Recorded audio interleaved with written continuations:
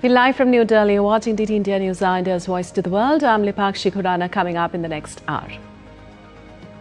India will host Russian President Vladimir Putin for bilateral summit with Prime Minister Narendra Modi, set to strengthen the special and privileged strategic partnership.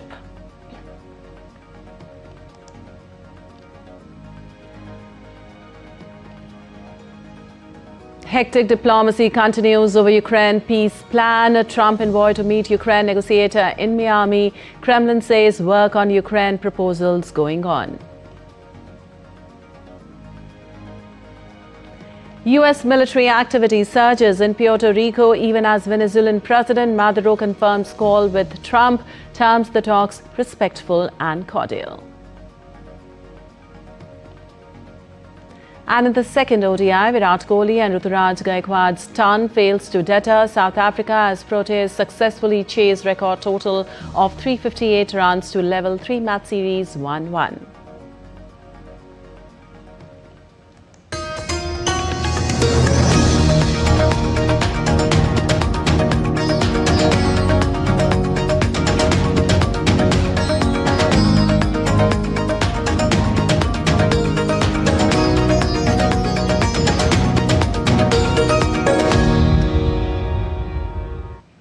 And on to the details now. Russian President Vladimir Putin will arrive in India on Thursday for a high-stakes two-day state visit, his first since 2021.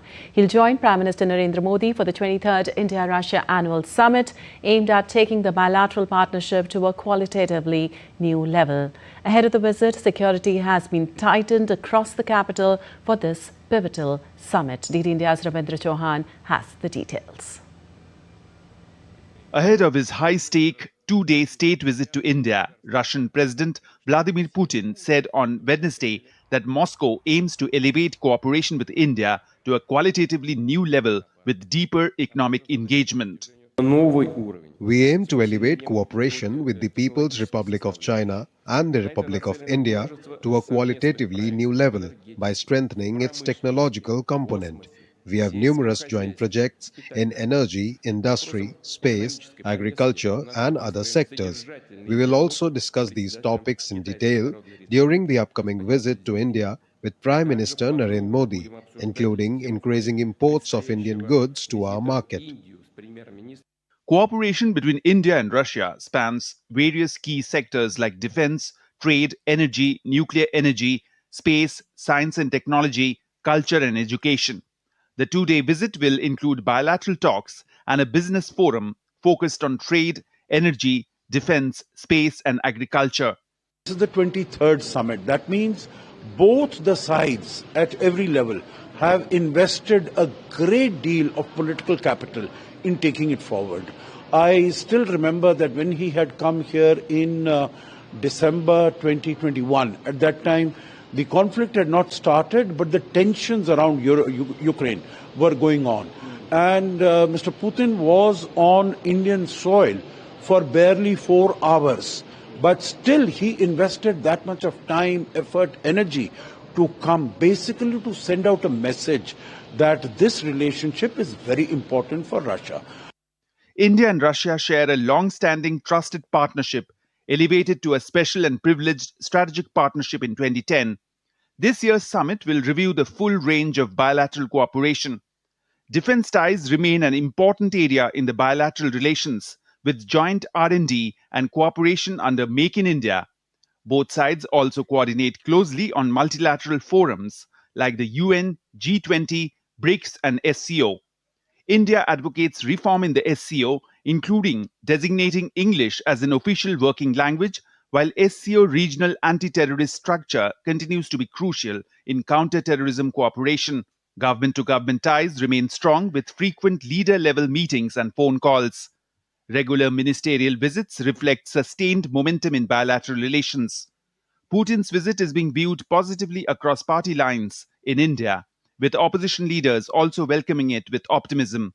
Congress leader Shashi Tharoor said the visit is extremely important. We talked for a long time about strategic autonomy. We have to preserve our negotiating space. For us, we cannot mortgage our autonomy to any other country's interests. We have to have independent relationships with all these countries. And Russia is an old relationship, it's a serious relationship, it's a strong relationship, and one where obviously we have very many fundamental interests at stake. So I think we will have to see this relationship, how it moves after this visit, but it's a very important visit for our country. The enthusiasm of President Putin's visit to India is also visible on the artistic landscape. An artist in New Delhi has prepared a portrait of President Putin alongside images of India's present and past prime ministers, symbolic of a strong and enduring friendship between the two countries. Ahead of the high-profile visit, security agencies are on high alert with an extensive security grid deployed across the national capital, covering all routes and engagements. Bureau Report, DD India. And India's Defence Minister Rajnath Singh and his Russian counterpart Andrei Belousov to review the full spectrum of bilateral defence ties, including military and military technical cooperation. Both the leaders will co-chair the 22nd India-Russia Intergovernmental Commission on Military and Military Technical Cooperation in New Delhi. Also, the two ministers will exchange views on contemporary regional and global issues of mutual interest.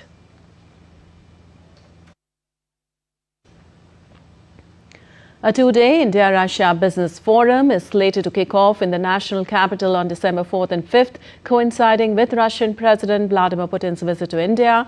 On day one of the forum, India's Commerce and Industry Minister Piyush Goyal, along with Deputy Chief of the Staff of the Presidential Executive Office of the Russian Federation, Maxim Oreshkin, will participate in the forum. The forum will explore various areas of Russian-Indian cooperation, including expanding Indian engineering products in Russia, increasing Russia's purchases of Indian food products, pharmaceutical goods, and collaboration in digital services as the two countries eye to boost their bilateral trade target by the year 2030.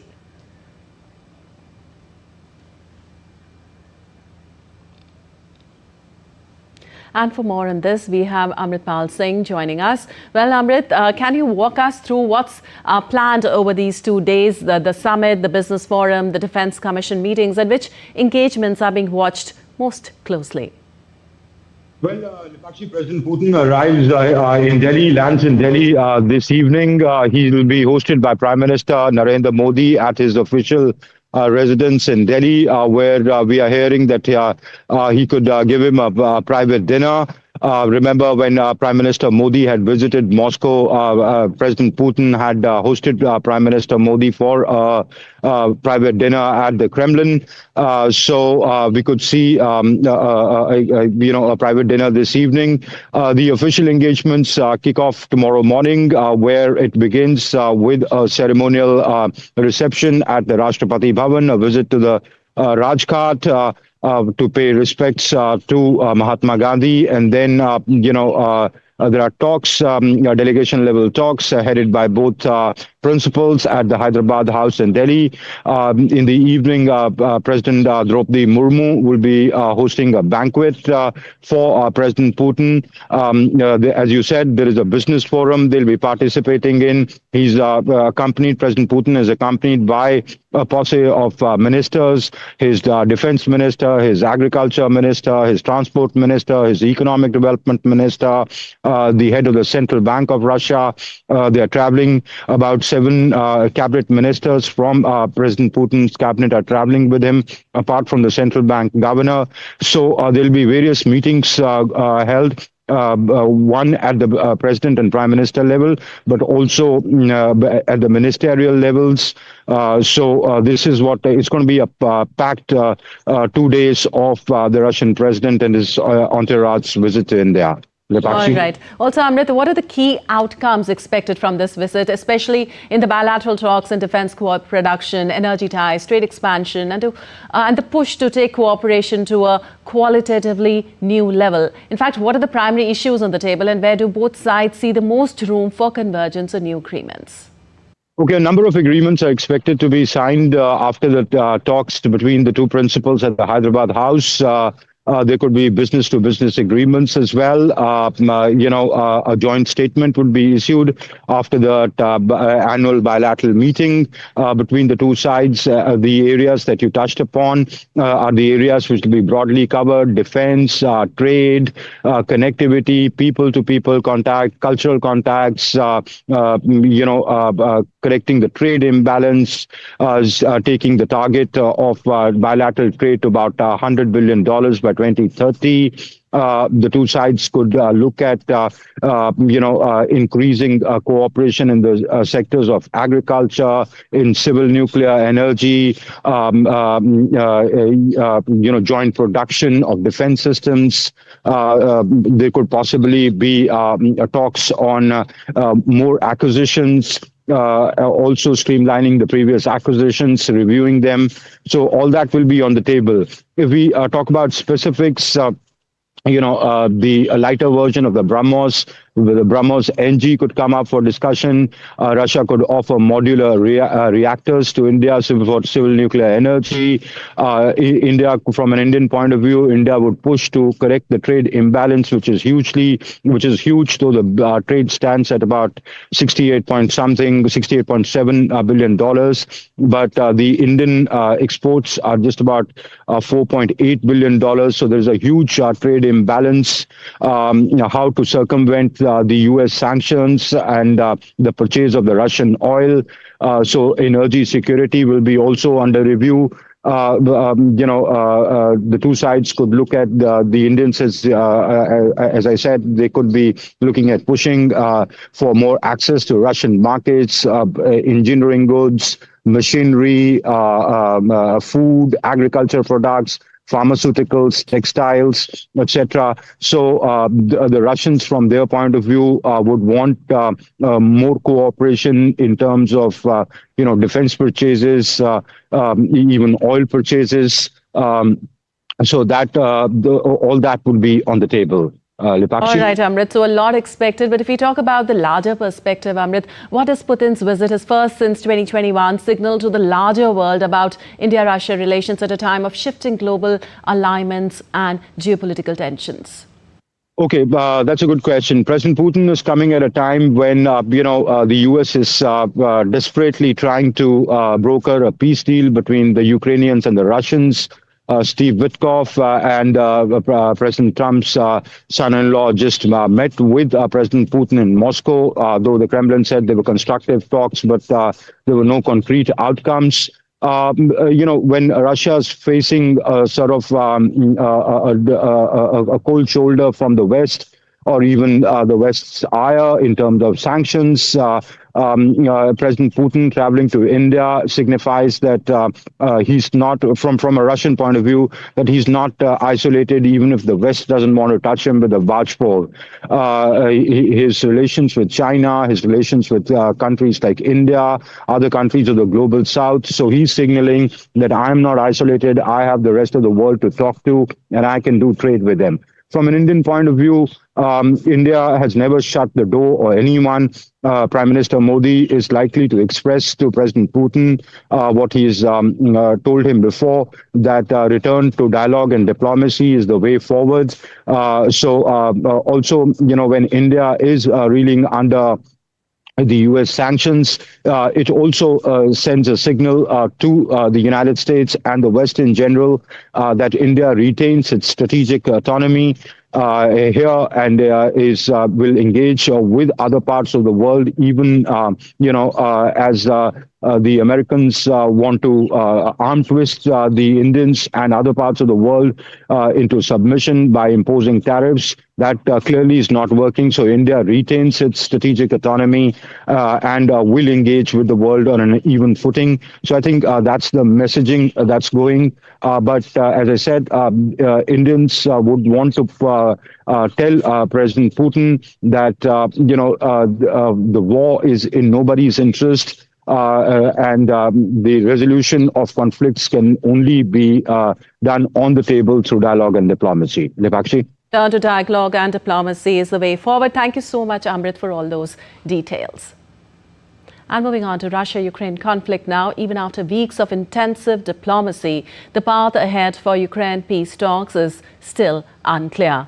The U.S. president has termed the talks between Russian President Vladimir Putin and U.S. envoys in Moscow as reasonably good.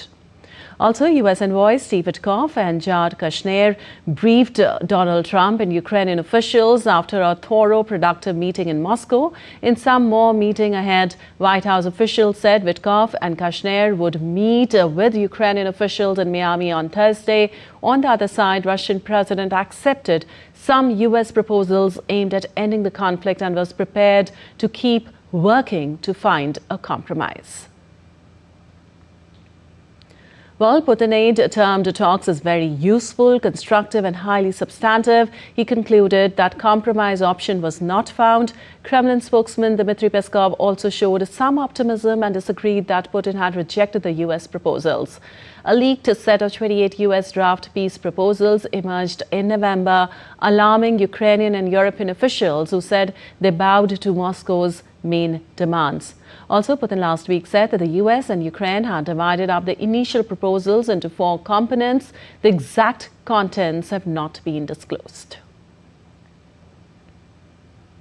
And in the Oval Office, U.S. President said that the Russians very strongly want to make a deal to end the conflict in Ukraine. He said the details of the meeting cannot be revealed as it takes two to tango. I don't know what the Kremlin's doing. I can tell you that they had a reasonably good meeting with President Putin. We're going to find out. It's a war that should have never been started. It's a war, if I were president, we had a rigged election. If I were president, that war would have never happened. It's a terrible thing. But I thought they had a very good meeting yesterday with President Putin. We'll see what happens. He would like to end the war. That was their impression. Now, and in some more meeting ahead, White House officials said Witkoff and Kushner would meet with Ukrainian officials in Miami on Thursday. The negotiations have intensified at a difficult juncture for Kyiv, which has been losing ground to Russia on its eastern front while facing its biggest corruption scandal of the conflict.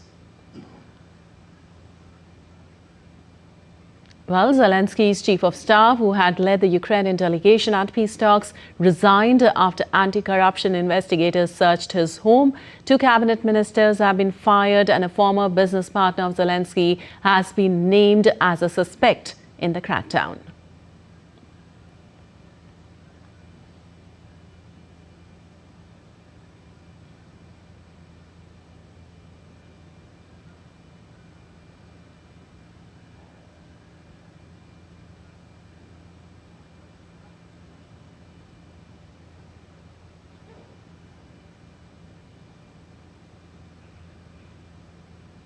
And still to come, DT India Newshour. U.S. launches New Orleans immigration raids as Trump administration pauses green card processing for nationals from 19 restricted countries. Honduras suspends vote count again as Nasrallah clings to razor-thin lead over Trump-backed Asfura. Kawasaki unveils Kaleido 9 humanoid robot in Tokyo, showcasing next-gen disaster rescue technology.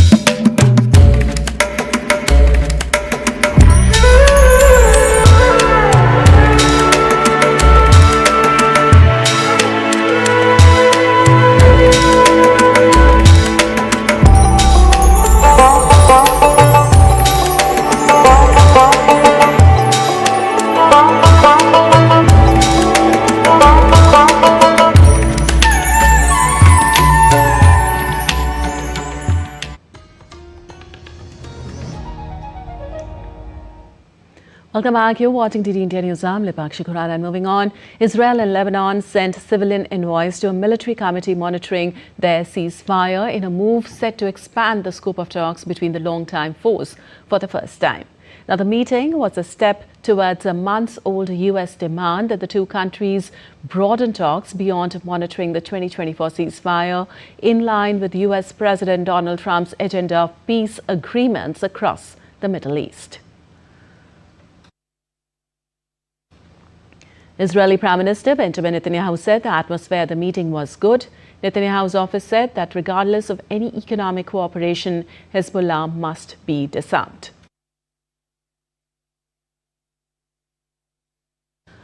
Hezbollah's media office did not immediately respond on the talks' expansion. Israel and Lebanon agreed to a U.S.-brokered ceasefire in 2024 that ended more than a year of fighting between Israel and Hezbollah.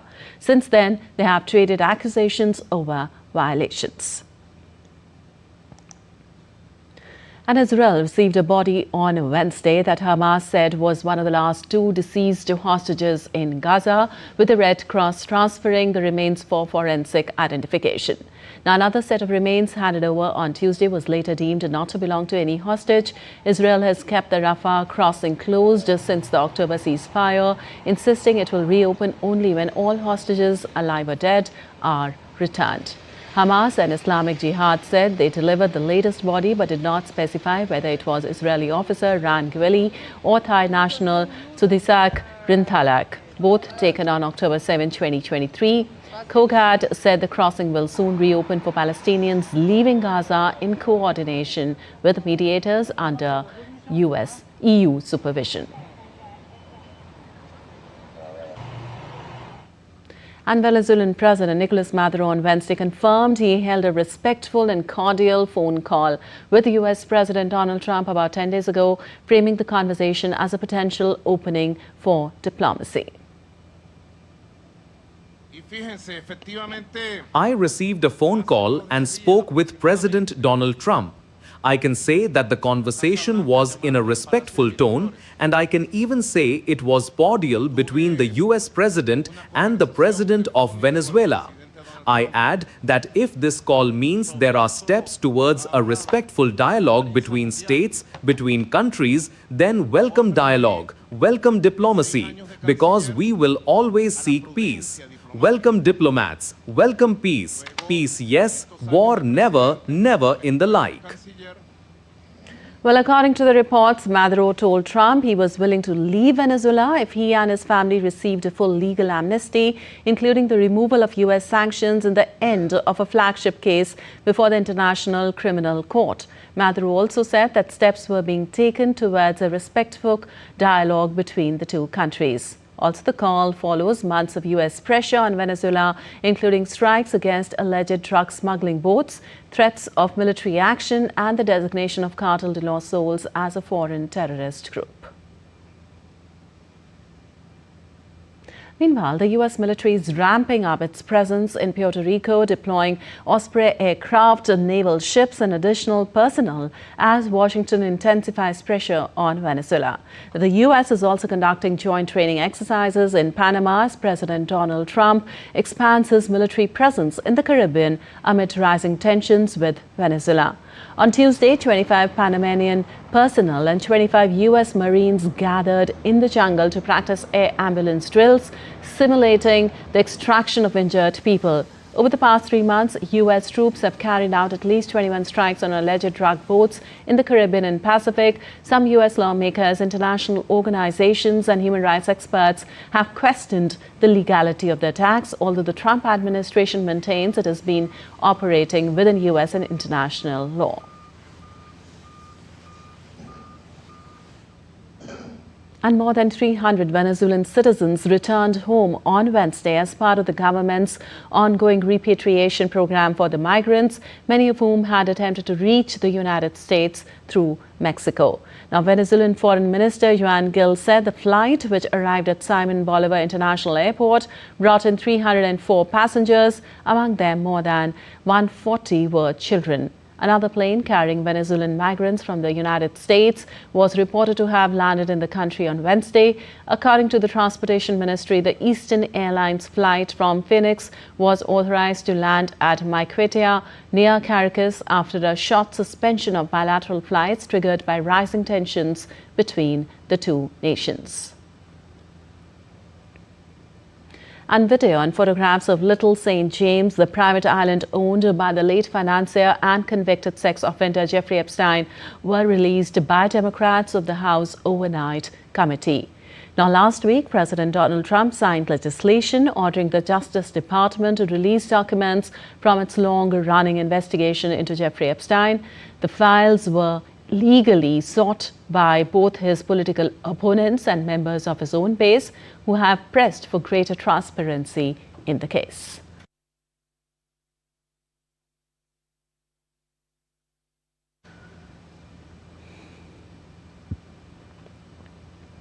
Well, the material could shed more light on the activities of Epstein, who socialized with Trump and other notable figures before his 2008 conviction on charges of soliciting a minor for prostitution. And U.S. immigration authorities have launched an operation in New Orleans to arrest immigrants living in the country without legal status as part of President Donald Trump's ongoing immigration crackdown. Now, the Trump administration is pausing all immigration applications, such as requests for green cards for people from 19 countries banned from travel earlier this year, as part of sweeping immigration changes in the wake of the shooting of 2 National Guard troops. The changes were outlined in a policy memo posted on Tuesday on the website of U.S. Citizenship and Immigration Services. The ban applied to citizens of Afghanistan, Myanmar, Chad, the Republic of Congo, Equatorial Guinea, Eritrea, Haiti, Iran, Libya, Somalia, Sudan and Yemen, while the restricted access applied to people from Burundi, Cuba, Laos, Sierra Leone, Togo, Turkmenistan and Venezuela. Now, the administration in June banned travel to the U.S. by citizens of 12 countries and restricted access for those from 7 others, citing national security concerns. And U.S. President Donald Trump called Minneapolis Mayor Jacob Frey a fool over his support for the country's largest Somali community. Now, Trump also said U.S. Congresswoman Ilhan Omar shouldn't be allowed to be a congresswoman, adding that she should be thrown the hell out of our country. In comments made during a cabinet meeting on Tuesday, Trump described Somalis as garbage and said we don't want them in our country. Remarks that Somalis said insulted both their people and their homeland. They talk about our country. We want them to pray for our country. This is not the people living in Minnesota. And she's a disaster. She should not be, and her friends shouldn't be allowed. Frankly, they shouldn't even be allowed to be congresspeople, okay? They shouldn't even be allowed to be congresspeople because they don't represent the interests of our country. Well, Omar on Wednesday denounced Trump's latest remarks about Somalis as bigoted and xenophobic, Islamophobic, and said his obsession with her and the Somali community was creepy. Now, Omar, who represents Minnesota's 5th district, said his rhetoric was not surprising. And the Trump administration has ordered increased vetting of applicants for H-1B visas for highly skilled workers, with anyone involved in censorship or free speech considered for rejection. Now, the State Department cable sent to all U.S. missions on December 2nd orders U.S. consular officers to review resumes or LinkedIn profiles of H-1B applicants and family members who would be traveling with them to see if they have worked in areas that include activities such as misinformation, disinformation, content moderation, fact-checking, compliance, and online safety, among others. The new vetting requirements apply to both new and repeat applicants. Also, the Trump administration has already significantly tightened its vetting of applicants for student visas, ordering U.S. consular officers to screen for any social media posts that may be hostile towards the United States. As part of his wide-ranging crackdown on immigration, Trump in September imposed new fees on H-1B visas. Also, the U.S. Institute of Peace building has been renamed after Donald J. Trump. The change follows a February executive order in which Trump moved to dismantle the congressionally created nonprofit and dismissed most of its staff. According to the Washington Post, Trump is expected on Thursday to host leaders from Rwanda and the Democratic Republic of the Congo at the site, now bearing his name, for a signing ceremony described as a White House brokered peace agreement. Well, a California doctor was sentenced to 2.5 years in prison for illegally providing ketamine to Friends star Matthew Perry, the sedative involved in his 2023 overdose death. Well, Dr. Salvador Plasencia, who ran a Los Angeles area urgent care clinic, pleaded guilty in federal court in July to 4 felony counts of illegal distribution of the prescription anesthetic. Plasencia expressed remorse and said he took full responsibility for his actions. Plasencia, who surrendered his medical license in September, admitted as part of his plea agreement in the weeks before Perry's death he had injected the actor with ketamine on multiple occasions. Federal officials said Matthew Perry, initially receiving ketamine for depression and anxiety, became addicted and sought out illegal providers when his clinic refused higher doses. 4 other defendants, Chavez, Imamasa, Jasmine Sung and Eric Fleming, have pleaded guilty in connection with Matthew Perry's death and are scheduled to be sentenced in the coming weeks. And moving on, Honduras again altered the publication of official results in its presidential election as centrist Salvador Nasrallah maintained a narrow lead ahead of Trump-backed conservative Nasri Asfura. With 79.60% of votes counted, the Liberal Party's Nasrallah held 40.27% of support, less than 16,000 votes ahead of the National Party's Asfura with 39.64%. Rixi Moncada of the ruling leftist Liberal Party was well behind in third place with 19.01%. The tightly contested race has been marred by system delays and allegations of fraud, as well as the intervention from U.S. President Donald Trump, who strongly backed Asfura and alleged there had been fraud without providing evidence. And former Honduran President Juan Orlando Hernandez thanked Donald Trump for pardoning him from a 45-year prison sentence for drug trafficking, saying the U.S. president changed my life. Hernandez was granted a surprise pardon as part of Trump's push for Nasri Asfura, candidate of the former president's party, to win Honduras's presidential election held on Sunday. And Cuba restored its power grid after a partial collapse on Wednesday that plunged its capital Havana and much of the western Cuba into darkness. The newest episode in an ongoing energy crisis that has subjected millions to months of extended power outages. Top energy officials reported that an important transmission line connecting Havana and the Matanzas power plant went down early in the morning. However, by midday, workers had brought electricity back to roughly 40% of the capital. They also stated that 4 western provinces from Pinar del Rio to Mayabeque experienced outages, though each was reconnected to a grid within a few hours. Large parts of Cuba were already enduring daily power cuts lasting up to 20 hours or longer. Havana, once protected from the brunt of outages, now regularly faces 10 hours or more without electricity each day. And Argentine President Javier Milei was greeted with a standing ovation from lawmakers of his liberated Avanza party on Wednesday as he made a surprise appearance during a swearing-in ceremony of the Chamber of Deputies weeks after securing a majority in the October 26th elections. The session marked the formal presentation and oath-taking of 127 legislators elected in October. Milei arrived accompanied by his sister Karina Milei, who serves as Secretary General of the Presidency, and waved to cheering allies from a congressional box. Opposition lawmakers used the ceremony to voice political messages, including calling for the release of former President Cristina Fernández de Kirchner, who is under house arrest.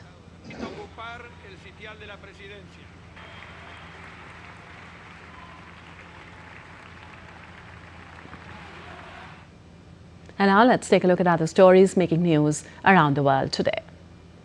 At the International Robot Exhibition held at Tokyo's Big Sight Hall, Japan's Kawasaki Corporation showcased Kaleido 9, its latest humanoid robot built with a steel frame and shiny articulated fingers. The robot performed rescue demonstrations, highlighting its potential use in disaster zones where humans cannot easily reach. The exhibition runs from December 3rd to December 6th, drawing global attention to next-generation emergency technology.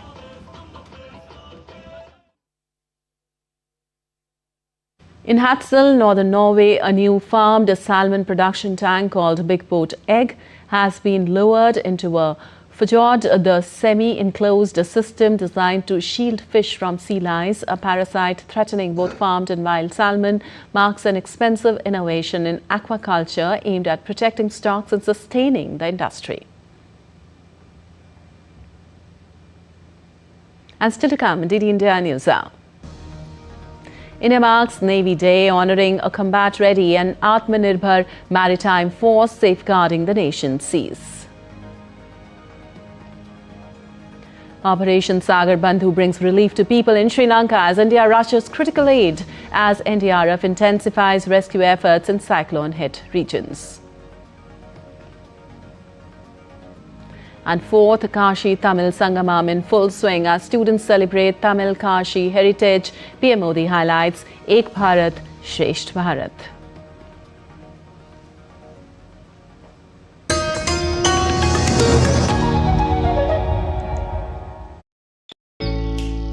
Jharkhand will mesmerize you with majestic nature, rich heritage and colorful culture. Johar. Johar. It fits perfectly. Thank you. Full workout हो गया. Ready?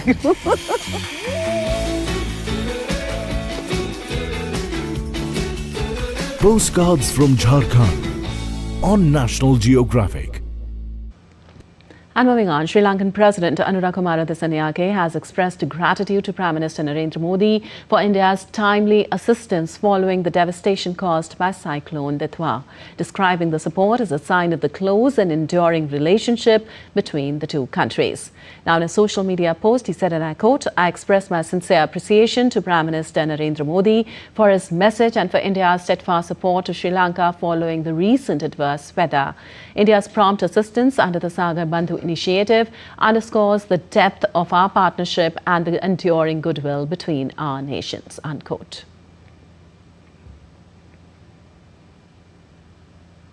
Well, President Dissanyake's remarks came as Indian teams continued relief and rescue efforts on the ground. Another Indian Air Force's C-17 Globemaster aircraft on Wednesday airlifted to Sri Lanka a readily deployable Bailey Bridge, an urgent requirement to restore road connectivity to areas cut off in the wake of severe devastation due to Cyclone Ditwa. This modular bridge can be deployed in hours at locations where existing bridges have been washed off or damaged in the floods, allowing trucks, ambulances and others carrying essential aid to reach. It will help restore road connectivity in areas cut off in the wake of cyclone. The aircraft also brought in 500 water purifiers and 22 personnel, including engineers and doctors, to strengthen the relief efforts. While IAF's Mi-17 V5 helicopters carried out sustained missions, delivering 9 tons of relief material and rescuing 3 survivors from the affected areas.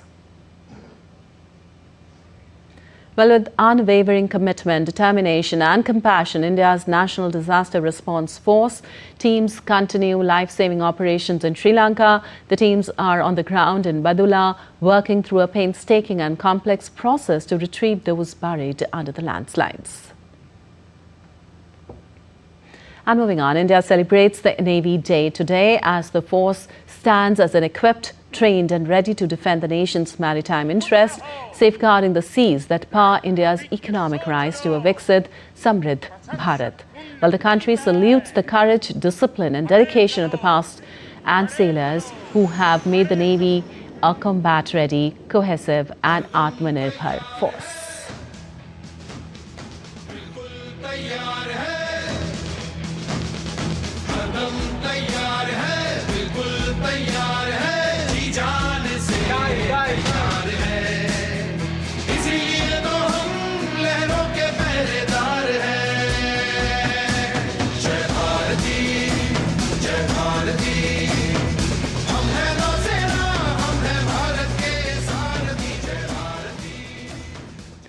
Meanwhile, ahead of the D-Day, the Navy displayed its operational prowess and maritime capabilities through a spectacular operational demonstration in Thiruvananthapuram on Wednesday. The mega event, graced by President Draupadi Murmu, brought alive the Navy's formidable combat capabilities, technological excellence and operational readiness, while rejecting the nation's growing maritime strength and self-reliance. Reliance. DD India's Vishal Baristo reports for more.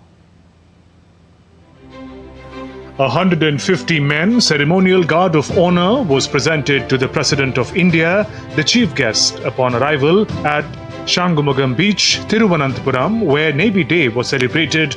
Chief of Naval Staff Admiral Dinesh K. Tripathi hosted the President.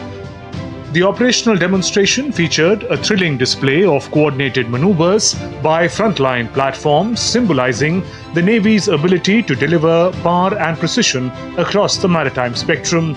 More than 20 naval ships and submarines, including indigenous aircraft carrier INS Vikrant, along with a formidable array of air assets and elite marine commandos, presented a spectacular display of naval strength and operational excellence.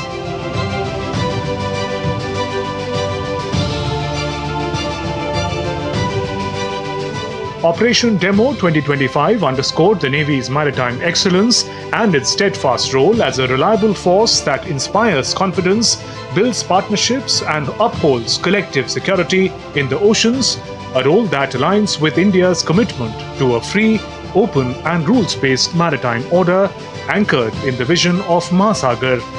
People of India are grateful to the men and women of Indian Navy for their service to the nation. We are proud of each one of you.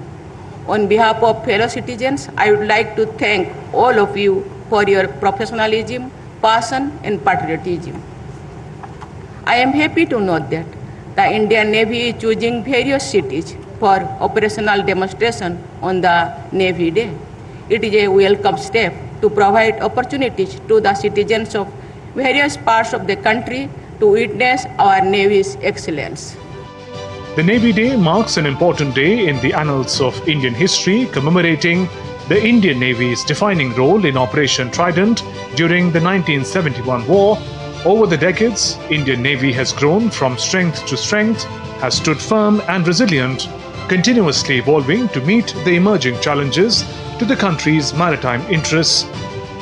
Navy Day is celebrated on 4th December each year to commemorate the daring and decisive attack of the Indian Navy on and off Karachi Harbour during the 1971 Indo-Pakistan War.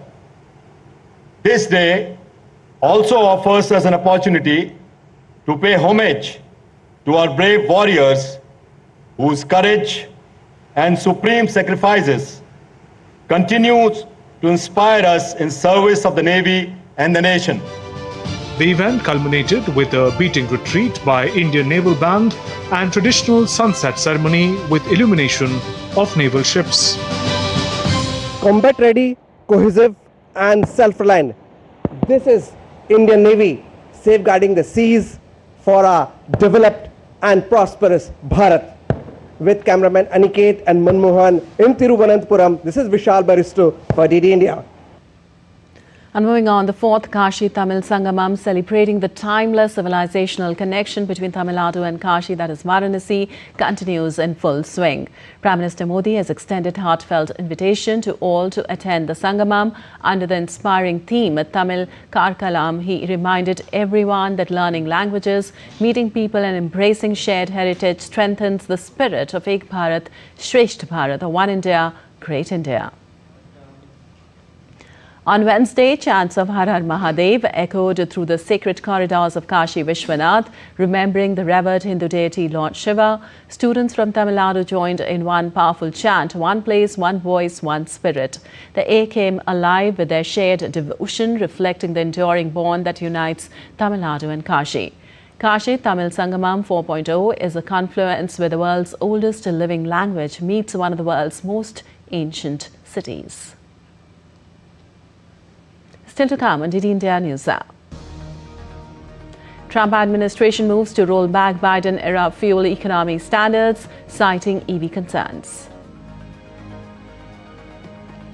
Team India unveils new T20 World Cup 2026 jersey during ODI break in Raipur. An Italian Alps town puts on very beautiful winter light show as festive season kicks off.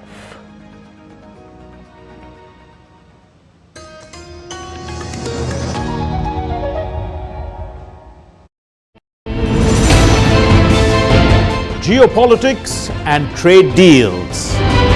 Economic challenges amid development. Hard work and the path to prosperity. It's the economy always. Between walkers, money is what money does and says.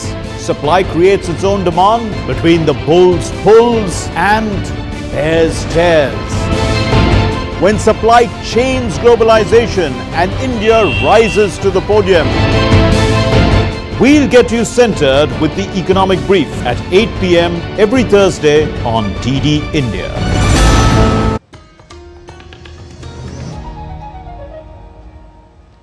Welcome back. You're watching DD India News. I'm Lipakshi Khurana, and on to some business news now. U.S. markets closed higher on Wednesday as fresh economic data reinforced expectations of a Fed rate cut next week. A prolonged government shutdown had delayed key indicators, but the backlog is now being cleared. New ISM numbers showed U.S. services activity holding steady, while input prices eased slightly but stayed elevated. Investors are now awaiting the delayed PCE inflation report, the Fed's preferred gauge, due on Friday. Private payrolls unexpectedly fell in November, shifting focus to private sector data in the absence of official jobs numbers. The Dow jumped 408 points, while the S&P 500 and Nasdaq also ended the day in positive territory. Well, U.S. President Donald Trump on Wednesday proposed slashing fuel economy standards that former President Joe Biden had finalized last year. Trump said the move was about reversing Biden's efforts to force more Americans to buy electric vehicles. The National Highway Traffic Safety Administration proposed significantly reducing the fuel economy requirements from model years of 2022 to 2031. Also, the NHTSA is proposing to revise down the 2022 fuel economy standards and then proposing to hike them between 0.25% and 0.5% annually through 2031. In 2022, under Biden, NHTSA increased fuel efficiency by 8% annually for model years 2024 to 25 and 10% for 2026. NHTSA said the increase in vehicle emissions from its proposal in 2035 would be the equivalent of annual emissions from 7.7 million vehicles over the Biden proposal. Earlier this year, Trump signed a legislation that ended fuel economy penalties for automakers, and NHTSA said they faced no fines dating back to the 2022 model year. And the tech giant Meta said on Thursday it has begun removing users under 16 from Instagram, Facebook and Threads in Australia as the country prepares to enforce a world-first social media age ban on December 10th. A Meta spokesperson said their company is working to identify and remove all affected users. By the deadline, though full compliance will be an ongoing process. The law requires platforms, including TikTok, to block under 16s or face fines of up to 49.5 million Australian dollars. Young users will be able to save their data and will regain access at 16 when their content restores. Meta said it supports the law but argued app stores should handle age verification and parental approval to simplify the process for teens across apps. And Russia has blocked access to the US-based gaming platform Roblox, accusing it of spreading extremist content and LGBT propaganda. Rokos Mandazar, the state communication regulator, said the platform contained harmful material that could affect the moral and spiritual well-being of the children. Roblox responded that it follows local laws and aims to offer a safe environment for creativity, learning and social connection. The company emphasized its strong safety systems which are designed to detect and limit harmful content.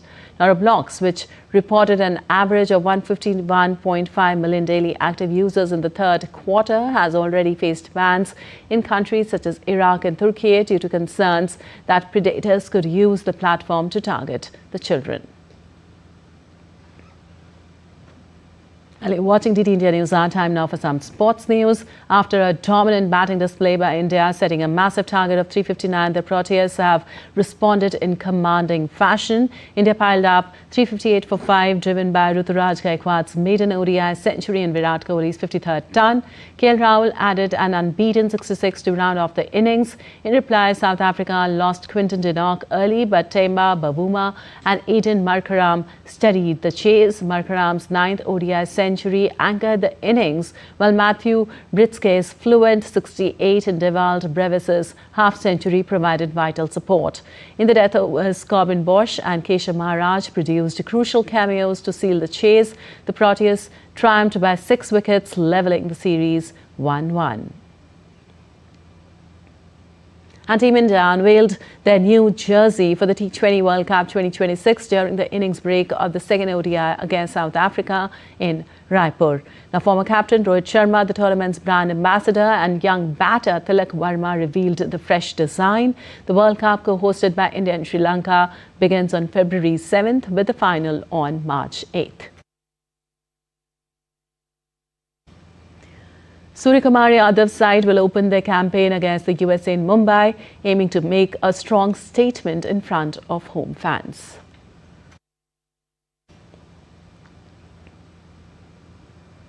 And a spellbinding light show remains talk of the Italian town of Brixen, marked the 10th anniversary of its winter light shows. The 20-minute show follows the journey of the little creature, Oops, navigating the city before finding its home. The production aimed to target children and families, integrating projection mapping, music and storytelling in the renowned venue. Take a look.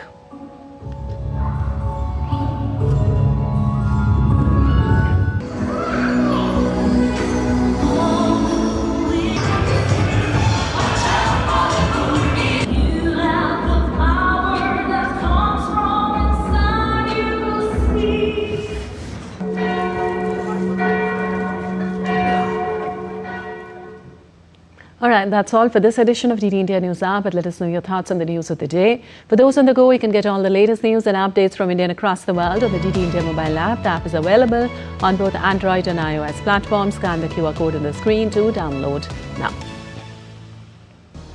Well, we'll be back with more news as it breaks here on DD India. I'm Lipakshi Khurana from all of us here in Delhi. Thanks for watching DD India News Hour.